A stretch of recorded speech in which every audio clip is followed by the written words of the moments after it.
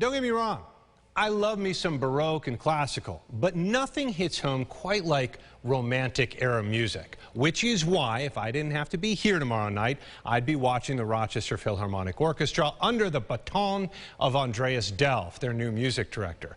They're breaking out some great Rachmaninoff stuff and some other gems.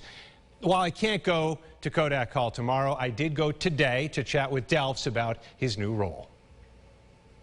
Obviously, you and the musicians thrive on audience response. What was it like opening night? It felt like closing a circuit again. You know, I always think performing with an orchestra is like an electric circuit. The energy from the audience goes to the orchestra and back and forth, and the conductor conducts the energy a little bit.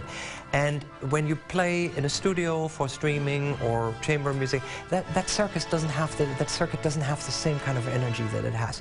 And that circuit closed again when we did our program 3 weeks ago, and it was a wonderful feeling, because I think people underestimate how much performers, not just musicians, all performers need the chemistry coming from the audience that tells them that they're doing well, and vice versa.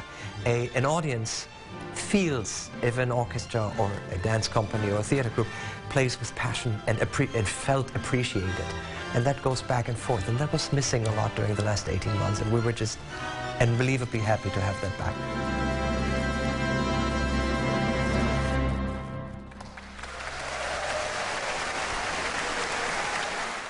You're not a stranger to Rochester. What is it like, though, to be in this role as music director now? Oh, it's heaven. It's something that I've been wanting for a long time. I've been coming here as a guest for over 20 years and always enjoyed my visits so much, partly because Rochester is a great community.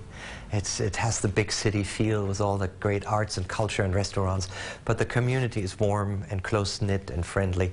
And the orchestra is one of the best orchestras I've ever conducted in my life, so every time when I came back I was in seventh heaven, and now I can do that almost every week, so it's wonderful. Audiences can expect from you the classical, the traditional. At the same time, you're going to push the boundaries and bring in things that are perhaps more popular in pop culture. I like variety. I want people, every time they come to the Rochester Philharmonic, to be surprised and hear something different than they heard the week before, because that's the pepper and salt of life, is variety, right? So, for example, we start the program with a piece by Kurt Weill, the Three Penny Opera, which has the famous Mac the Knife song in it, which is, you know, 20s jazz with a little rinky-tink band. Yeah. And then we go straight to the Rachmaninoff Paganini variations, because I like those contrasts. There's actually two performances this week with a whole lot of Rachmaninoff. One tomorrow and one on Saturday. And we're going to have ticket info and the whole interview with Delfs up over at rochesterfirst.com. That's going to be in the Adam Interviews section.